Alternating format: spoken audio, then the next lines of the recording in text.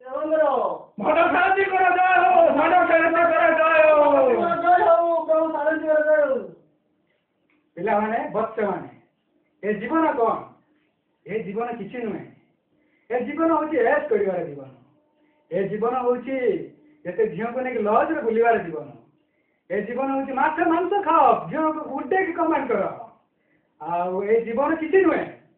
ତେଣୁ ପିଲାମାନେ ବତ୍ସମାନେ ଝିଅକୁ ନେଇକି ଲଜ୍ ଯାଅ କେହି ନ ଜାଣିପାରିବେ ବିଲ୍ କାଟ ଫର୍ଜୁରୀରେ କାଟ ଯାହା ଖାଇବ ସବୁ ଡୁପ୍ଲିକେଟ୍ କର ବାବା କେହି ଅରିଜିନାଲ ଲାଗେ ମୁଁ ଫସି ଯାଇଛି ବାବା ଆଜି ଆଜି ମତେ ଫସି ଦେଇଛନ୍ତି ଲୋକମାନେ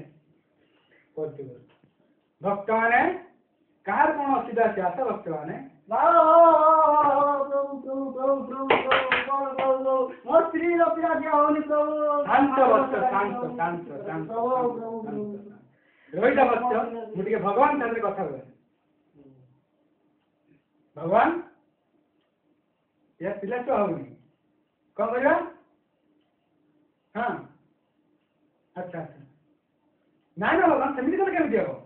आउट उपाय जो से हबन सेरा हाँ ठीक है अच्छा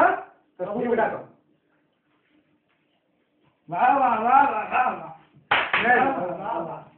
वाह वाह वाह वाह वाह तर कौन होती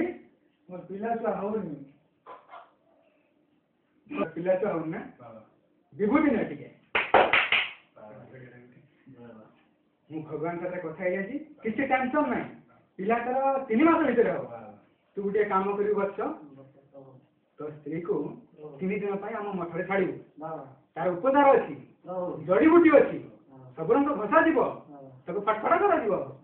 ଆଉ ତୁ ଟେନସନ କିଛି ନାହିଁ ତା 3 ମାସ ଭିତରେ ଛୁଆ ହବ ଆମର ଯେତିକି ଜଡି ବୁଟି ଅଛି ସେ ଗୋଟେ 3 ମାସରେ ତା ଠିକ ହେଇଯିବ କଲ୍ କର ବାବା ତୋର 3 ଦିନ ରହିବୁ ବାବା ଠିକ ଅଛି ତୋର ଉପଚାର ହବ ବାବା ତୋର ଗୋଟିଏ ମେଡିସିନ ଖାଲି ବର୍ତ୍ତମାନ ଆଜି ପାଇଁ ତ ଗୋଟିଏ ମେଡିସିନ ଦେବି ବାବା ସେଇଟା ତୋର କାଲି ପାଇଁ କାମ ଦବ ବାବା ପହର ଦିନ ପାଖରୁ ଆସିକି ଜଏନ୍ କରିବୁ ବାବା ନେ ମେଡିସିନ କାମ ବାବା बाबा